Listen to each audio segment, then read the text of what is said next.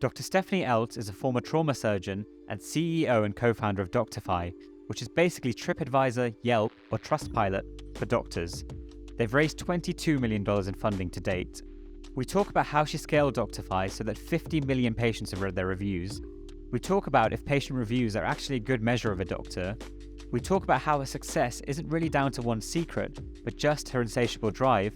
And we also discuss where grit, determination, and drive actually come from, and if it's really just a form of insecurity.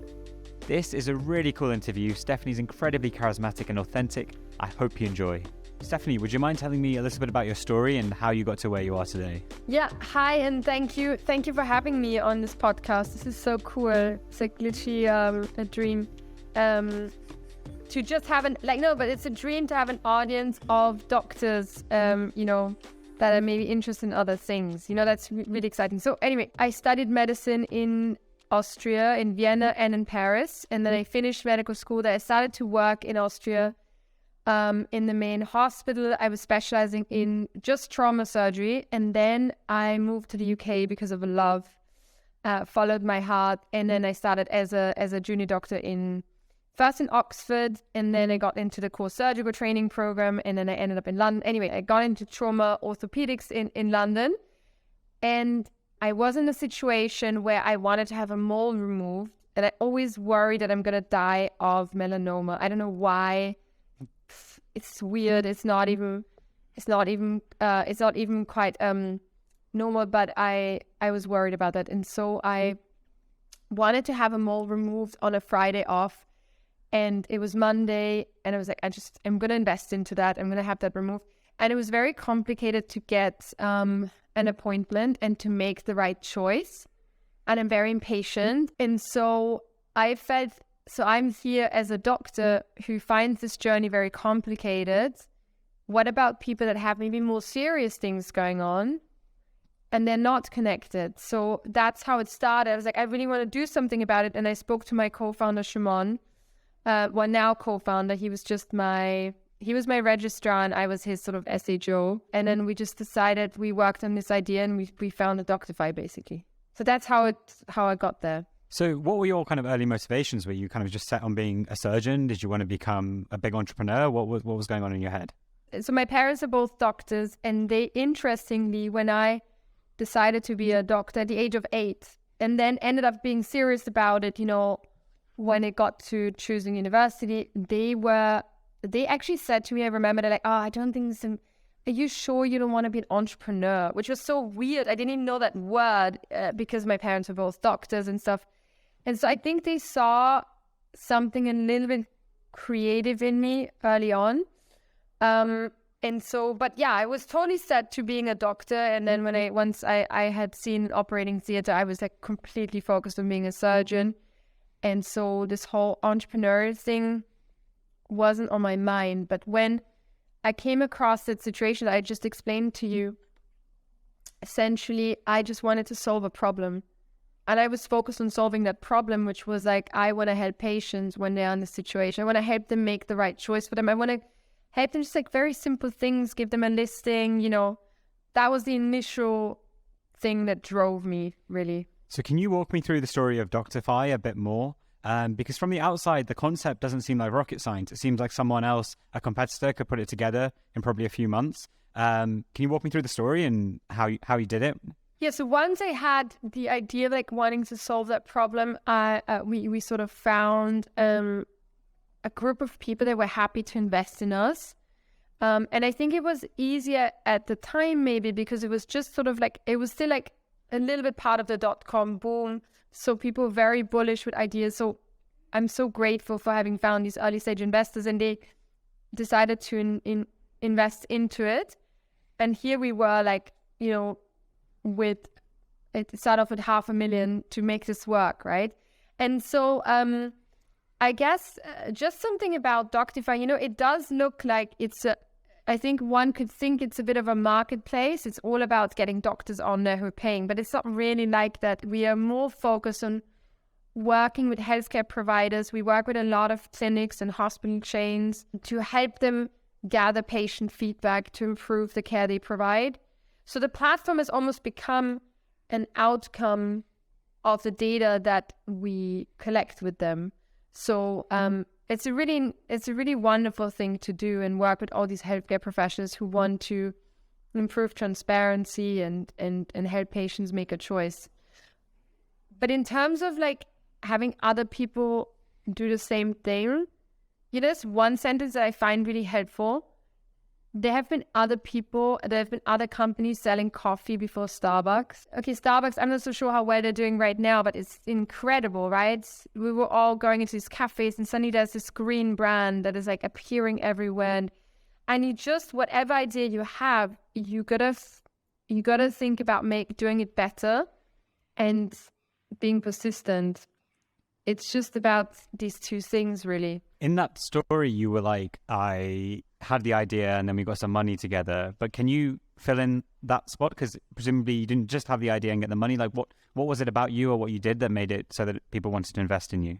Yeah, so honestly, it was like, I remember visiting a friend when I was like, I'm going to do this. And Shimon was like up for it. And we spent this like day in his flat, like designing this plan, and basically then I visited a friend who had done a business and he was like, you got to make a business plan. I was like, what is a business plan?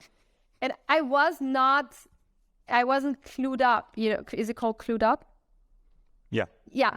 I had no idea so he started laughing. And then, he was sort of like he was very grand about it. And then I Googled it. I was like, a business plan is a PowerPoint presentation. How difficult can it be? And a business plan has got the following components like market size, trajectory. I mean, it's sort of, you can Google it. I'm like, okay, I can do that. So that's next thing. And then with this business plan, we went to see people.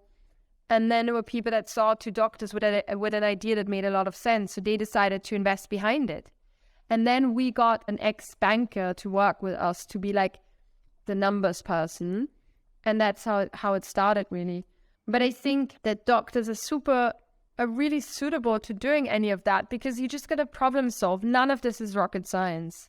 You can learn. I don't think you can learn any of that in any business university. You can't.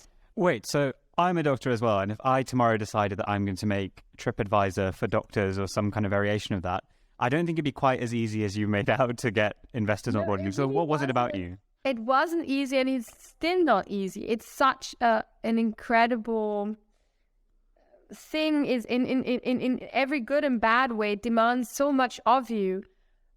And maybe your idea by now has to be a little bit, you have to have an idea that sort of, there has to be a gap there as well, or there has to be an area where things aren't done very well. Like you have to have a better idea than just replicating what you just said. But if you put your head, if that's the one thing you want to do, I think you can do it. But you have to have that belief. I really also believe that whatever I put in my head, I'm just going to get there. Will it be more difficult than I imagine? Yes, probably. Will it take longer? Yes, probably. But I'm going to get there.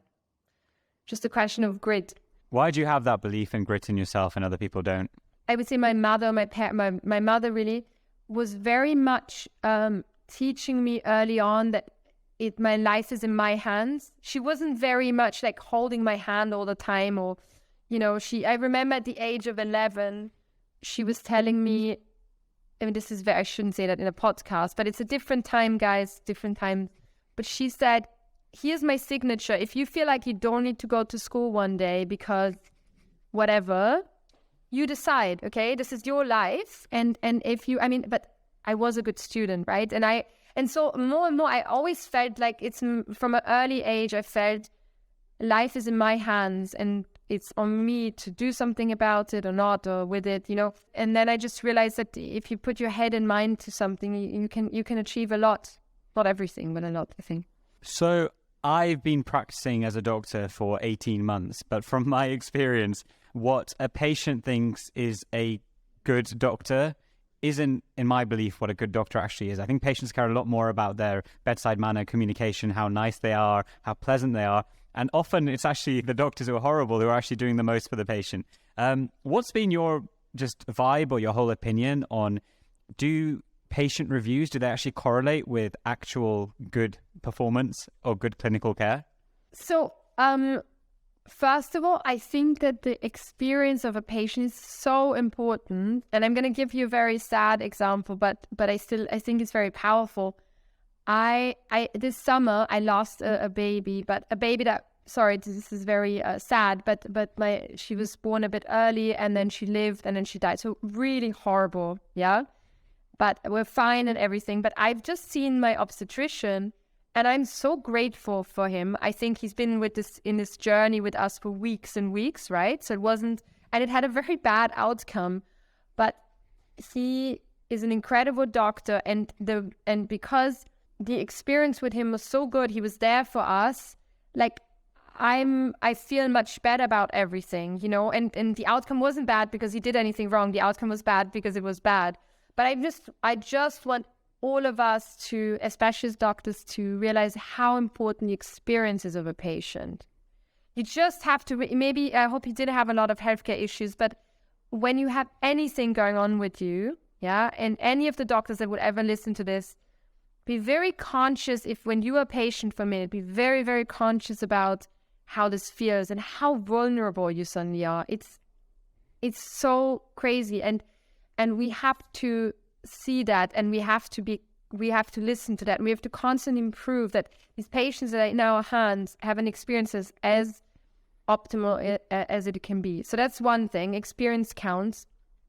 The other thing is, we're doing 2 other data points that I think are really important. One is when you look at the reviews on Doctify now, yes, it says a doctor's got 300 reviews and this is the rating, but it also shows you what this doctor has been reviewed for. Out of the 300 patients that left reviews, what have they reviewed? And then you can start to see what a doctor's doing on a day-to-day basis, because you see their specialism coming. It's like another data point. He's got, or she has seen, out of the 300, 84 were on, patient that had cystic fibrosis. I don't know. It's basically, so that's another thing that it showcases the specialism. And then the last thing we're doing, which I'm so excited about in the years to come, is that we are asking doctors to connect with each other and to tell us who is known for what, or who would they recommend for what. And so that's another data point. So now you're starting to understand, you're starting to see a doctor, you get a picture about the experience that you have with that doctor, but you also understand what that doctor is specializing in. And that's really, really interesting. That last point's quite interesting, because it would appear that maybe other specialists or other doctors might have a good handle of who is competent and who is not competent. So it's interesting that you're bringing a few other things. Exactly. That's the data point we're collecting, and we're now making a big, big push on it. It's not about who would you recommend? It's who is almost okay, these people, what are they known for? What would you, it's almost who would you send your relative to type of question. And so that's another data point. And we're really, really pushing that at the moment, and you will see a lot more of it. And then the last thing is that I have a vision of adding outcome questions to the reviews. So you are already asking the patient, okay, this patient has reviewed that doctor for hysterectomy, I don't know what. And then you can ask outcome questions as a follow-on, and then technically we could start to collect some outcome data, but it's very complex. But it's something I would love to do, in the years to come. Can you talk me through how you got around the chicken and egg problem, where your platform isn't useful until there's reviews on that, but similarly, no patients are going to go on there until... Do you know what I mean? How did you get around that chicken and egg problem? Yeah, we just had, first of all, my co-founder, Shimon, and then someone else called Paul in the beginning who, started to convince doctors to come on this journey with us. And I remember sitting there, the platform was launched. We got an agency to do that for us. And then we got Paul and Shimon to get some doctors to work with us. And then suddenly the first 2 reviews came through. And I remember that moment. I walked into the office and was like, the first 2 reviews are good. And it was unbelievable. So it was not I built this thing up and then this other thing follows. It's a constant oh my God, there's 5 doctors that work with us. There's 2 reviews have come in. And it's like sort of like it's really climbing two different mountains at the same time. Very difficult, but you just keep going, basically. What did you do, or did you do any growth hacks? Did you hire a PR company? Like, how did you grow essentially? Yeah, so we made so many mistakes. Oh my God. It was really, really not straightforward, but we just had this unbelievable drive, and it was like addictive. It was so exciting, you know. But was there one hack? There wasn't one hack, you know. There's a lot of mistakes. So what we did, for example, we got a lot of doctors on, and we said, use the system and clinics, and then pay us in 6 months or whatever. And the problem is when you give something for free and people don't pay for it, they won't use it and they will never pay for it. So it's like, so we did a lot. I would just say made a lot of mistakes, but with hard work and this vision and this passion, people started to come on board and they were like, I'm going to give this a try, you know. There is a good book for anyone who's wanting to build a company called, it's a little bit of a Bible, I would say, for anyone who wants to do something. And it's called Crossing the Chasm. If you Google it, it's like famous business book. And I didn't read it at the time, but many years later. And essentially what you need to do when you start something, you need to find the innovators, these few people that love this new thing, and they wanna play with someone who wants to start something. And they are the ones that will come on in the beginning and help you refine the product. There's this stat in customer relations, which is something like, if a customer has a good experience, they'll tell 2 of their friends, but if they have a bad experience, they'll tell 9 of their friends. How do you get around the problem with online reviews where people are just so much more likely to say negative stuff, and it can just turn into like a huge cesspit of just people just hating on people? Like, how did you get around that? Yeah, but I don't know if I can say that to you guys as doctors. When you are sitting in one of these like departmental meetings in medicine and you hear about the friends and family test outcomes, so please ask, you know, any department. The friends and family tests in the NHS, done in pretty much every department, are very positive, okay, except of in A&Es. They are usually above 90% positive, would recommend. Except of A&Es, it's more in you know, low 80s, because patients are grateful, you know. Patients are, and that's one of the other motivations why I really, really wanted to do Doctify, is I felt it's so tough to be a doctor in England, and sometimes the press doesn't help, you know, these negative articles. And I really wanted to almost show my colleagues, showcase to the world and also to my colleagues how many grateful patients there are, what an amazing job they're doing. And so what I'm trying to say is the reviews in healthcare are predominantly positive because the majority of patients are grateful. And they're very motivated to leave a review because they just want to say thank you, you know. And so the phenomenon in healthcare is positive reviews predominantly. When we love getting negative reviews, we wish we would have more, but I promise you, whether it's friends and family test or Doctify, it just isn't as frequent as it is in other industries. You're painting a very positive view of patient reviews. Let me just put forward an example in which it's not a good thing. So say, for example, a general practitioner or a primary care doctor, the GP who just goes around giving antibiotics for every virus that comes in, they're very popular, everyone loves them. Probably not very good medicine, but the patients will love them, paint them good reviews. As you kind of become more influential and you grow more and more, and there could be a day where you really are kind of the kingmaker in terms of doctors in the UK or in the world, how do you think about tackling that problem where it's like, this is a good patient review, but it wasn't necessarily good care? I mean, I think also as a platform, we will get better and better at displaying other data that's out there. So one thing I said I would love to do is, you know, add outcome questions to certain diseases. So that could be really interesting. But then I think it's about adding data that's out there. So you have very good places like the CQC or even the Bone and Joint Registry that does very, very sophisticated stuff around the actual outcome data. And it's on us to just display it in a way that patients can understand it. We don't claim that we can, that we know everything, but what we want to do is display information transparently so that patients can take their own decisions. One of the verticals I was curious that it doesn't seem like you've done, or maybe behind the wraps you are working on this, is it would seem like, okay, I go into Doctify, I find a specialist I want to see, and then within the platform I have the whole consultation, all the payments managed through that, and you're kind of the all-in-one platform where everything goes on. Is there like a reason you haven't done that? Yeah, I think you can only be good at one or two things, and being it almost is like as if you were becoming a provider, at least part of it, right? That's just not our mission. We really just want to display as much information to patients as possible, and then getting involved in the payment.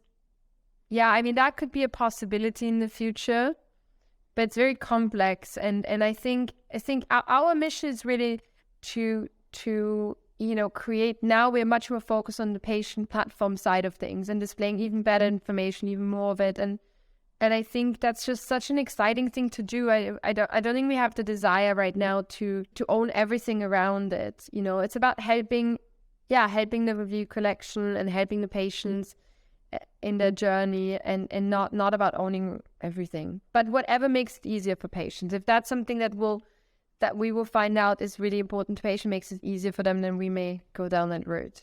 What's more difficult about building and scaling Doctify than it seems from on the outside, basically?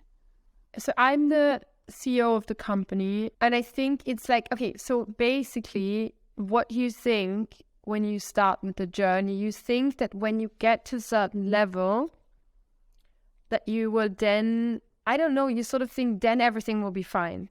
Do you know what I mean? You're sort of like, and when I'm a consultant, that everything will be fine and life will be amazing. But the thing is, like, there's always something, and it may look from the outside like, oh, they've made it to that level or whatever, to that level that I want to reach. But it's constant work. It's relentless. It's every day, all day.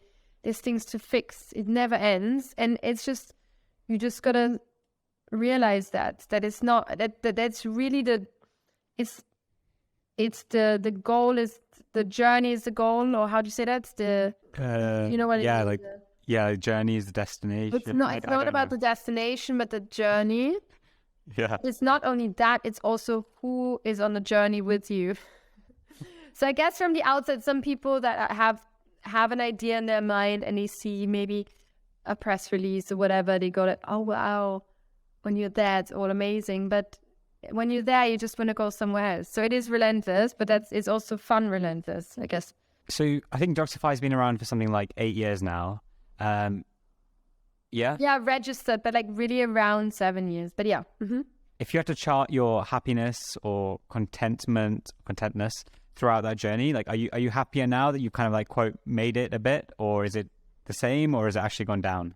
So I would say the first 2 years were like, I mean, scary, because we didn't know whether it's gonna work or not, But it was also amazing, it was so crazy. It was so addictive, so I would say the beginning it's almost like when you're in a new relationship, super exciting, and it's a period that you will never forget. So there was that phase, and then there was a lot of ups and downs, but maybe not as incredible as the first 2 or 3 years. And now I have a renewed focus on the patient platform, and I want to have more doctor-doctor connections and display that to patients. So I almost have a new found passion for Doctify, because it's almost like I'm focused on a new thing. It's almost like starting something new. So I feel very entrepreneurial right now, and so it's sort of another spring, if that makes sense. So that can happen as well. It constantly evolves. Really. Look, I don't want to be kind of rude or offensive with this question, but I'm genuinely curious. A lot of founders in health, especially medic founders, they definitely give off an impression, or their story is kind of about how patient-focused they are and how that's kind of their end goal.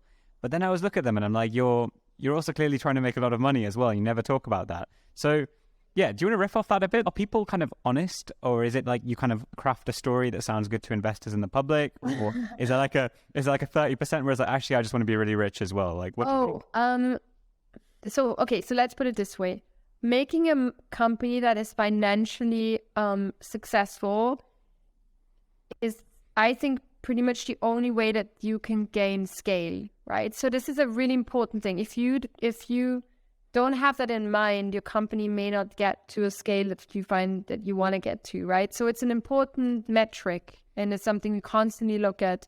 But if you think about it, if you want to make money, doing something like what we do is so risky, and the chance that you will be incredibly rich or whatever is like the chance is so low that if you want to make a lot of money, you should work probably in banking, or I mean, I don't know, and even as a doctor, do private work. You're much more likely to get financially to that place. So in order to be, I think, a successful entrepreneur, you have to be a little bit crazy and obsessed about what you want to solve, because that carries you through the dark periods, the risks, the good thing. You know, like it carries you through it. And I think the reason why you hear entrepreneurs speak more about the patient side and all of that stuff is because I think chances are they really are obsessed about that, and they really find an incredible drive in that. Because if you're money driven, I don't think you would do it because the risks are too high that you won't get there, and that you would have invested many, many years. But also, I don't know if you can go through all the dark periods, and you know, like, it's almost that obsession and that drives that is the most important thing. If you do it for the money, I don't think you are in the right place. I'm not sure if you make it in the same way. I want to ask you about what you think of a Nassim Taleb quote, which is, first become a king, then become a philosopher. And it links tangentially to what you're saying, in the sense I think the point he's making is that don't worry about having some grand mission or wanting to change the world or wanting to do some big philanthropic thing. Like, first just become a king or queen and just kind of start making money, essentially, and then you'll have the kind of position to go do something great in the world. What do you make of that? I would agree with that if it's about doing something philanthropic. Like someone I lived with in Oxford when I moved to England to work as an F2, he's called Will McCaskill, and he's written a book about that. It's a bestseller, and he says if you want to do something good in the world, the best thing you can do is actually have a job that makes you a lot of money and then give to the best cause. So this is, I think, what this quote is about, right? It's about become someone, make some money, and then do something good. And I agree with that. But if you think about entrepreneurial stuff, I think have a problem you want to solve, be obsessed about it, and try to build something around it. Like, it's not about being driven by the money. I don't think that carries you as far. Is there anything you've picked up on leadership, being a good leader? Yeah, I think very, very helpful to do. There's an online test called 16 Personalities. Have you ever done it? Yeah, the Myers-Briggs stuff.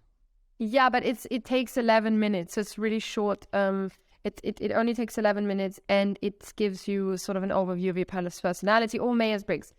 And what's helped me is to do this quite a lot on people. When we're thinking of hiring someone, or I'm building my leadership team. So I started doing it, and I asked them, are you okay with it? And I shared my results, to be transparent. And so I did this for a while, and I still do it when I hire someone. But basically, it made me really deeply and truly understand how different people work differently, and how you got to adapt to how they are, and not just think that your way or the way you would have solved things is the only way, right? It made me really understand there's different personalities, and and there's no good or bad personality. They just work differently. And as a leader, you have to learn to adapt to them, or at least to be very respectful in how people work differently. We've kind of discussed this throughout, but I just wanted to ask it on its own. And have there been any habits or ways you approach problems, or ways you think have helped you get to where you are today? I do hear that I when I want to achieve something, I push quite a lot. So I just continue. And so I guess like being relentless helps and just pushing a lot. I also promised myself and that I want to take decisions where possible, quite data driven. I think that's helped me. When I'm due to take a decision, I try and I see if there's any data around that could help me take that decision either or the other way. Like I look at the data and I go, well, looking at the data, this is probably the better thing to do. And I involve that into my decision making. So I think over the years, that's probably helped. I'm quite interested in people who have a lot of drive and grit and stuff. And one of the theories put forward is that, that quote where it's like chips on shoulders, but chips in pockets kind of thing, where basically a lot of drive and motivation actually comes from insecurity. And I think that about myself sometimes. But what do you make of that? Where do you think your drive comes from? Or do you think there's some truth in some kind of level of insecurity or anything like that? Yeah, I'm quite reflected. And I was going to ask you about your drive, because doing such a podcast shows that you have a very special drive. So I'd love to hear about that. But I think having analyzed myself, I do think it really comes from the idea that this life is in my hands and that it's a big adventure. But it's almost like I'm writing my own movie. And I just wanted an action movie, and so it comes from seeing life as a big adventure, and it's that hunger to experience more and to be with people and to achieve something together, like a bit of a campaigner. So in my case, having reflected on it very deeply, it doesn't come from an insecurity, but more out of the desire to experience and to build something that's more. What is it for you? So you said you think it's more insecure. Yeah, potentially there's some of that. I think I have the kind of immigrant mindset where you see your parents achieve a lot and come from relatively humble places and do a lot, and then you think, oh wow, I've got a lot of opportunity now, so I really need to kind of pay back and kind of achieve the most from it, and not just kind of just mess around and waste time because I've been given a lot of opportunity. So that's probably some of it. But they did a study on the most successful people under the age of 30 in the world, like including Mark Zuckerberg and so on. And I don't want to misquote it, but being the child of immigrants, if that's how I can say that correctly, is one of the how do you say it, the markers that they found in common of the most successful people in the world. And it's very interesting. And another one is, if I remembered correctly, to have been subject to a quite traumatic event in childhood that makes you realize that your life isn't forever. So they experienced a form of loss in their childhood. Doesn't need to. It can also be a grandparent that you were close to, and there's like a few other things. But so I think being what you described is something that the most successful people in the world have in common. As I get a little bit older, I started thinking more about working hard and hustling, and then also like having a decent life, having good family life, etc., etc. Can you give me a flavor of kind of your thoughts on hustle, working hard, and then also kind of doing other stuff? Like, how's that whole experience been for you? Yeah, I know exactly what you mean. And I think you usually work, and I think normally a person works 8 to 10 hours a day, right? Probably 8 hours more than 10. But it's a huge amount of that day that you're awake, right? So you may as well do something that fascinates you during these 8 to 10 hours, right? So you don't want to waste that with a job that is nice, but it doesn't excite you. That's one thing. But I think that ideally when you get a bit older, you move in a position where you can generally relax in the evenings or whatever periods you have. But I feel, that the fact that you don't have to work until 8 or 10 or 9 p.m. At a certain age is something to strive for in a way. And in my job, because I have to do a lot of decisions and I have to be very clear in my mind. So I really, really have to look after myself, my mental health, everything. And so I try not to work after 6 o'clock, and I really try to compartmentalize. So it definitely wasn't the case in my 20s. I worked so hard, but I'm getting to a place where after 6 p.m., I'm not working so much anymore. And it's important, I think. Last question. Have you learned anything on building relationships, networking, maintaining relationships, you know, the game of people in this world, essentially? Like, have you learned anything about that? I think there's some people that are very, very good at it, that really, I don't know, they mesmerize people and they build networks and they do all these business development deals. And if you're good at it and it's natural to you, great. I love humans and I find humans genuinely exciting and I love listening to them and understanding them. But I'm not that type of person. So I guess, which means I think if it doesn't come natural to you, then it's probably not going to work that well. But if it comes natural to you, great for you. But there's also ways of doing business, not all based on building relationships. Sometimes it's also a bit just having a good idea, following through, solving problems, you know. I do think it helps to have a co-founder that complements you. So, for example, if that is important for your business, but it's really not who you are, you don't love being at cocktail parties and talking with people, I really don't like that. It's great to work with someone who doesn't mind that. I hope you enjoyed that episode. You can find all my links by going to bigpicturemedicine.co.uk. And if you've been enjoying the podcast, then please consider leaving a review. By the way, all of these episodes are now available in video format on YouTube and on Spotify. Thanks for listening.